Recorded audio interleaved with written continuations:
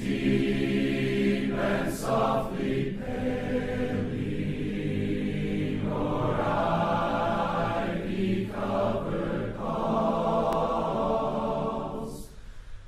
Beneath the pines will gather to give our faith so true. Sing our love for alma mater, and thy praises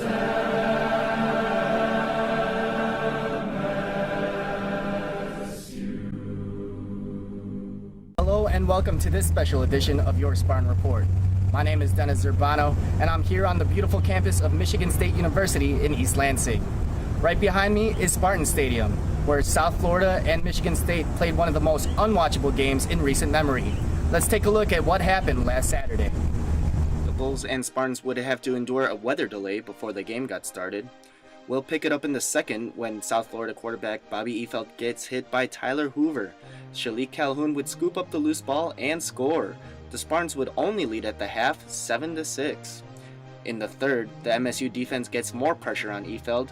He throws an errant pass that finds its way to Calhoun. He picks it off and rumbles 56 yards for his second touchdown of the game and his third touchdown of the year. State would get its only offensive touchdown from Jeremy Langford.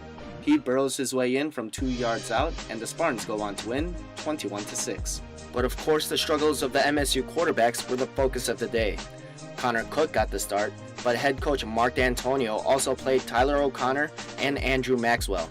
All three quarterbacks failed to play at a Big Ten caliber. We play three quarterbacks. We're looking for production, and we're looking for somebody to take and seize the moment there. MSU will continue to struggle if its defense will continue to score the majority of its points. We now turn our back on South Florida and look ahead to the Youngstown State Penguins. The only FCS school on the Spartan schedule is trying to get back to the playoffs after finishing 7-4. Here are three things you should know about the Penguins. Even though Youngstown State comes into East Lansing as an FCS team, Spartan fans should not sleep on this talented squad. FCS teams have 8 wins versus FBS teams this season, and the Penguins come into Spartan Stadium off a 67-13 win over Moorhead State. Kurt Hess was on the team that lost to the Spartans in 2011. The Penguins quarterback is the centerpiece of the offense. Last year, he accumulated 2,112 passing yards with a 63% completion rate. His play in the first 2 games this year have him eclipsing those numbers by the end of the season. The Spartans will try to take advantage of Youngstown State's defensive line, which is the smallest D-line MSU will face this year.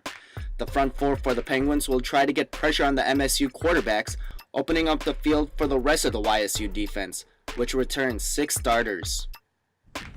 So it's prediction time. I have the MSU Spartans winning this one, 24-7. I see the Spartans defense continuing its dominance and pitching a defensive shutout. But I also see the Spartan offense continuing to struggle and Connor Cook throwing a pick 6 for the Penguins' only score. That's my prediction. I want to hear yours. Leave yours in the comment section below or on Twitter at Spartan Report. Lastly today, I'd like to talk about the events of September 11th, 2001. Everyone remembers the exact moment where they were when they learned of the tragic events in New York, Washington, D.C., and Pennsylvania. But on this day, I'd like us to focus on the days that followed 9/11. Because on that day, we all stood together as proud Americans. It didn't matter if you were a liberal or conservative. We stood together as the United States of America. And it's in those few days, I hope we can find the inspiration to pull together as a country to fix our country. Because we need to find a way to respect each other's opinions instead of belittling them.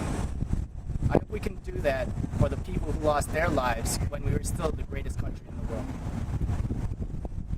My name is Dennis Zurbano. Thank you for watching. I hope I'll see you next week. And please, always remember. Amazing grace, how sweet the sound that said a wretch like me.